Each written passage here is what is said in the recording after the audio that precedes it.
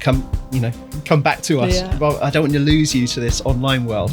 Boundary setting is a massively important part of learning, and when we bring the online dimension into that, then being clear about what our boundaries are and what the students' boundaries are is really important.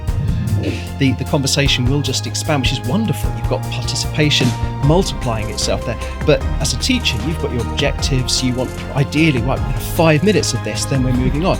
And getting students, right, everyone, stop talking, close your devices. It's like, any parent who's trying to get a kid to stop using the internet before bedtime will sympathise completely. It is really hard to close down these online chats. I find that even with online meetings, that someone says something, I feel I should know that, but I don't know it, and I can check while the conversation is going on. So I can imagine the same in a language learning situation. Talk to your students and find out what they want and what they need and what they feel comfortable with. Might well be that they want to detox from all of that and they want a space which is devoid of it, or it might be that they want to harness it and need to harness it, and can we facilitate that? I think it really is a question of not giving in always to this mode and using it when it's appropriate, but also explaining to students that we're here in a classroom. This is an opportunity to do something different.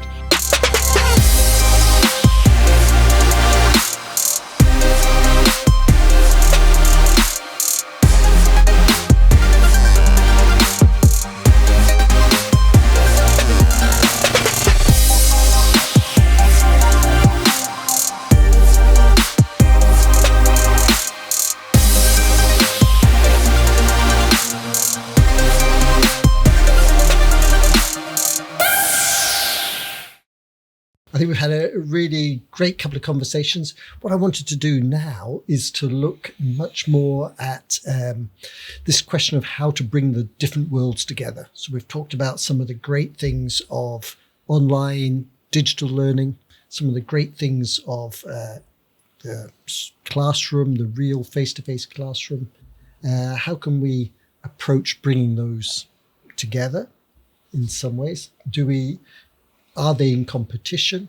Is the online world competing with us as teachers in the classroom?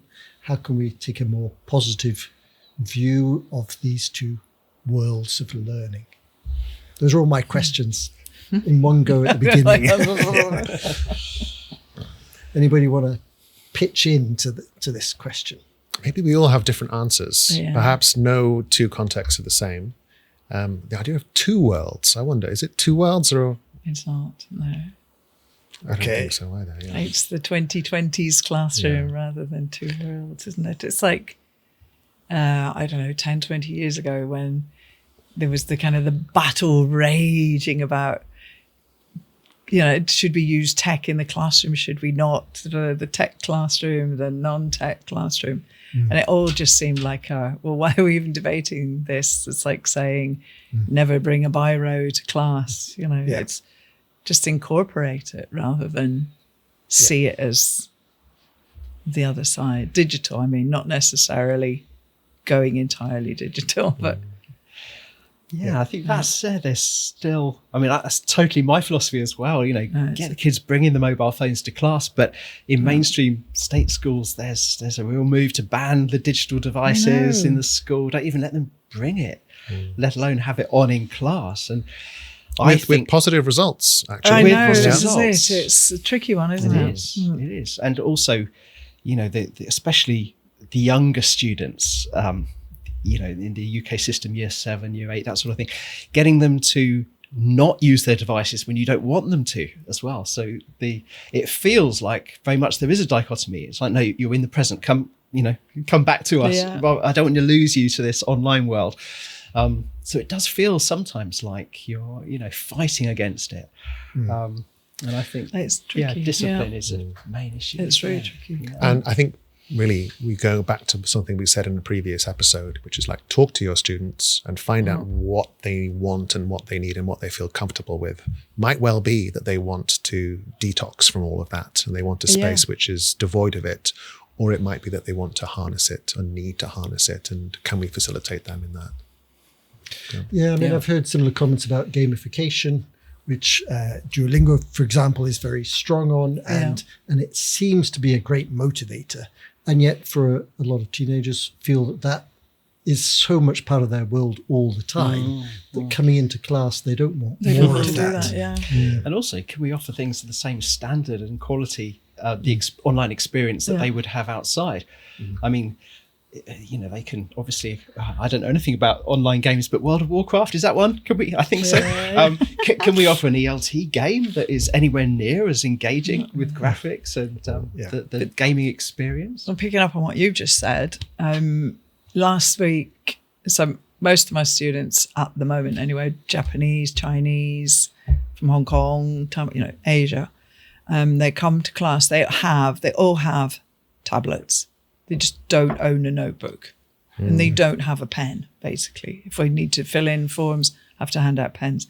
But literally, What is this? Which way up? Exactly. Which way up does it go? No, they're not that bad. But I noticed last week they had to create a quiz or an activity for their classmates. You know, so we're in a small group. They were in threes, and they had 25 of them, and they had to create an activity and essentially to teach each other something. And one group, and I will give the chap a name check here. His English name is Alan, because this is entirely his idea. Rather than go the Kahoot way, he uploaded, I had no idea what he was doing until we did it. We actually did it in the class. He uploaded a thing and had a QR code, and then he put his slides, his quiz questions were slides, and he asked us to ping the QR code. And all it was a PDF, 4 pages, a red page, a blue page, a yellow page, and a green page, A, B, C, D. And we had to take our phones out and we had to scroll and choose our answer and hold it up. So it was like the perfect combination of using digital but not using digital. He didn't want to do Kahoot. He wanted to lead it and kind of make it semi-manual, whereby we showed the answers, and then everybody could see. You could see if you'd got the same colour as everyone else in the room. Yeah, very good. And I just, for me, that was like, this is like the perfect tech. But it was a what would he be? Gen Z, as you've been saying, age group, 18, 19, somewhere around there. Yeah. And instead of going the full tech, he was choosing to make it sort of semi. Maintaining that social interaction. Exactly, and make it kind of analog, but not exactly, because literally they don't have paper. Do you think, Fiona, that the tech aspect there motivates? Because you could just do hands on head, hands on shoulders, right, for A, B, C, D. But it sounds like having the QR code actually added something. And I noticed it was a coloured QR code as well. So instead of black on white.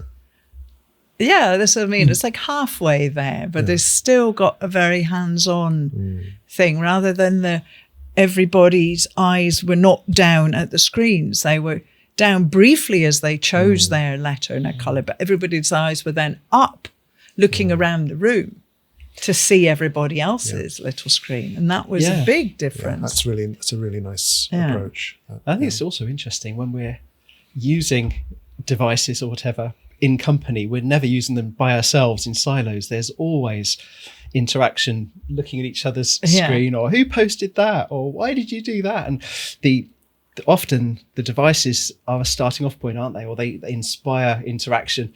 So to see it as the two worlds, I suppose, is a false distinction in that sense. So it's partly that we're focusing here on technology in the classroom, but I think also some of our conversations in the previous episodes we're talking about kind of the overall learning experience, what's happening in the classroom and also what's happening outside the classroom, and how we might see those as two parts of that overall learning experience, and some of the aspects where technology has an advantage outside the classroom. I think we talked about anonymity being one of those things, posting on a board somewhere, or using an avatar, or just whatever anonymity you have, gives you that safe space. Are there ways that you can see that complementarity between the digital outside the classroom and a face-to-face in the classroom? I think, yeah. I mean, inside a classroom, I think can create variety with the digital world by bringing it in. I think you can also, so it's partly about breaking up the sort of rhythms of interaction, doing something a bit different. And I think just inspiring students, something, we're taking out phones now. Wow. That's something. So in many ways, it's just that sort of change of dynamic and speed and relevance. I mean, the phone is the lives of many students, isn't it? So suddenly they feel ownership if they've got the phone, or, right, we're doing this online quiz, get your phones out, and they suddenly feel, this is our way we interact. This is for us. Right. So I think that's something, it gives power to them. Yeah. Even if you're desperately trying to control what they're doing on it, it's still a concession perhaps to their world. I agree with you completely. I often feel like that about kind of multimodal communications, with a video clip or an audio clip, instead of just writing things down, as we talked about in the first episode, that is the world they live in. That is how they communicate, as we all do now. Increasingly, it's a multimodal communication. So bringing that into the classroom is just authenticating the type of communication. And I often find as well, when you get them to perhaps post something maybe on a screen, thinking of the apps like Padlet, where you might just get them to post comments, a lot of them will change their names.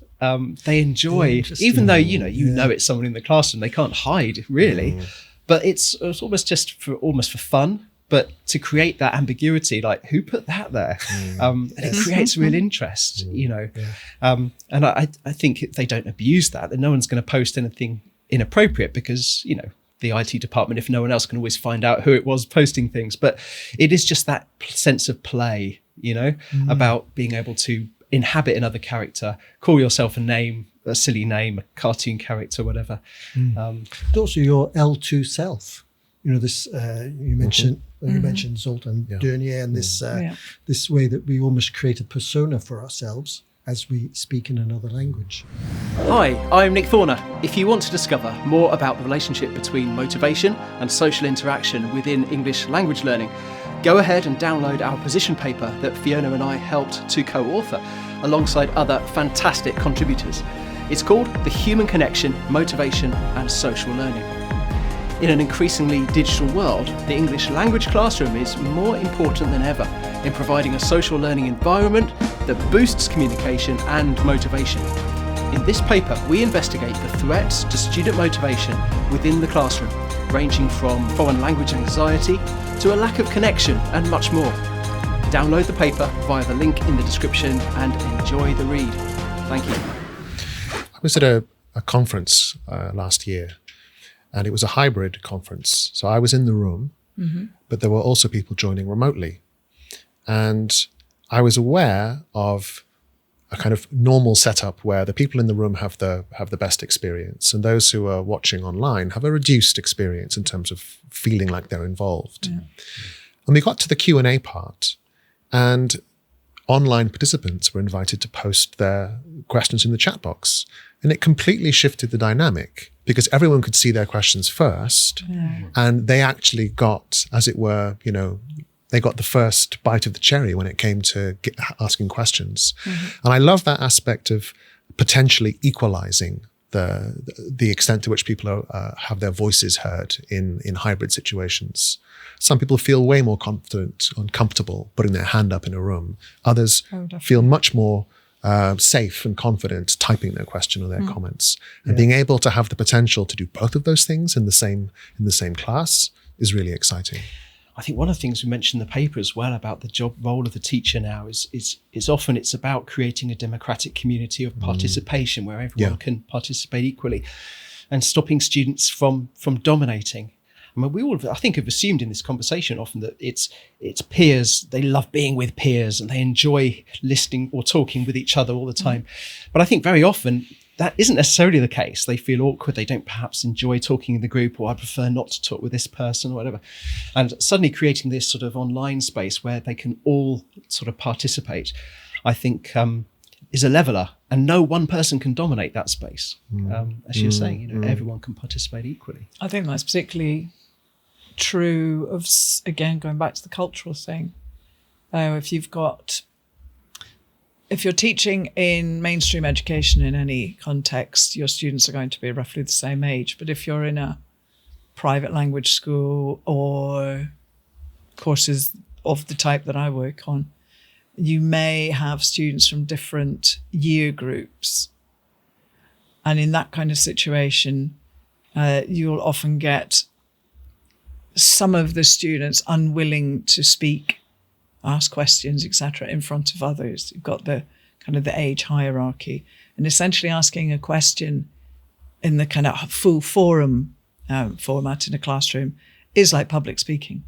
It's putting your hand up and asking a question in front of 24 other people or 9 other people or whatever it is, which may include people who are more competent in the language than you, etc.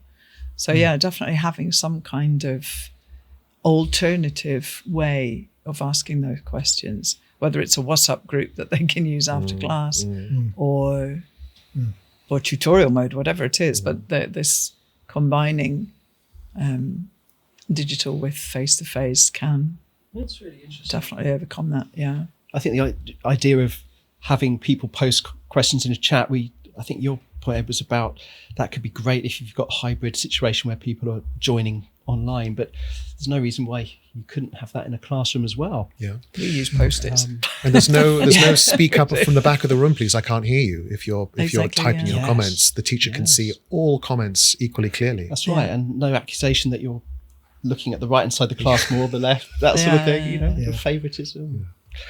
So yeah. And I think there's also that being able to kind of check and prepare things almost invisibly. I mean, I find that even with online meetings, that someone says something, I feel I should know that, but I don't know it. And I can check while the conversation is going on. So I can imagine the same in a language learning situation. You want to say something, you're not quite sure if you're saying the right thing, you can double check in real time online in a way which would be quite difficult in a face-to-face classroom without a digital. Absolutely. Resource. And having that trace as well, which is perhaps similar, you can go back and look at what was said much more easily and say, well, I want to go back and look at this comment now. And, so you don't have to, you can engage with them all the time. Yes. Whilst that trace, that record is being built up on the screen. And that's, I think, a great aid. It saves the teacher spending time writing notes when they can instead just join in and participate. I suppose as well, if you've got a chat box function, you can ask for clarification from the other people listening. If you didn't catch a name or you didn't catch something, you can quickly pop in the chat box. What was that name? Yeah. Okay, so can I look almost at the flip side of that? Are there things that people need to be wary of, to be careful about when they're trying to bring together digital, kind of perhaps more private individual learning and the more social learning in the classroom? Are there pitfalls? Are there things that have gone wrong for you that you would like to share the learning from that? I think boundary setting is a massively important part of learning. And when we bring the online dimension into that, then being clear about what our boundaries are and what the students' boundaries are is really important. I don't want to go too much into like issues of privacy, but I think at a very simple level, one of the things about a classroom in the past was it was a cocoon from the real world. And we entered the language world of the language classroom. As soon as we bring tech in, that potentially gets blown away. So being clear about how we're going to approach it and getting students' agreement on that is important. Some students want to bring in things from their private lives and from the outside world into the lesson. Others want to do exactly the opposite and love the fact that it's a bubble which is separate from whatever's going on outside. So again, talking about it, asking, negotiating, and being careful, I think are the important parts of that decision. And I think stopping it as well, once you've put students in a position where they're free to, whether it's, express themselves in a certain way, add comments and things to think, engage, they will, this will have its own life. And one comment a student posts will suddenly attract a huge melee of comments from other students, and the conversation will just expand, which is wonderful. You've got participation multiplying itself there. But as a teacher, you've got your objectives. You want, ideally, right, we're going to have 5 minutes of this, then we're moving on. And getting students, right, everyone stop talking, close your devices. It's like, any parent who's tried to get a kid to stop using the internet before bedtime will sympathize completely. It is really hard to close down these online chats. You've motivated them too much. That's right. You want to still got to have that aim, the control and the pacing of the lesson. And I think also that can be the case from lesson to lesson. So they'll say, oh, let's do a Kahoot again. And sometimes you'll say, no, we can't do that all the time. Sometimes that's important. Other times we've got to try other modes of learning. And, hard, I think, it's a genie out of the bottle sometimes, isn't it? It is. Getting it back in, I think is a challenge. Do you both find that you lose time? Like you have to factor in that I can cover less in this class because we can move at the pace that the slowest person is able to figure out how the QR code works, and that there's some attrition there in any activity where there's tech involved. There's more than that. There's that you need a plan B. You've got the whole, I have this quite often, the whole, I can't get this to work. I haven't got data. I haven't got coverage. I haven't got... And there's going to be a lot of teachers just don't have internet access or the bandwidth, on their internet connection to do half the stuff, or the kids won't. Or there's also, depending on the age group, if it's children or younger teens or mixed background, where producing your phone, if I put my phone on the table right now, my students laugh at it because of how old it is, There's an element of that. I think you've got to be very careful about that. You've also got, do we want them to be engaged with the screen all the time or looking at each other? Non-verbal cues, they're not going to get that from a screen.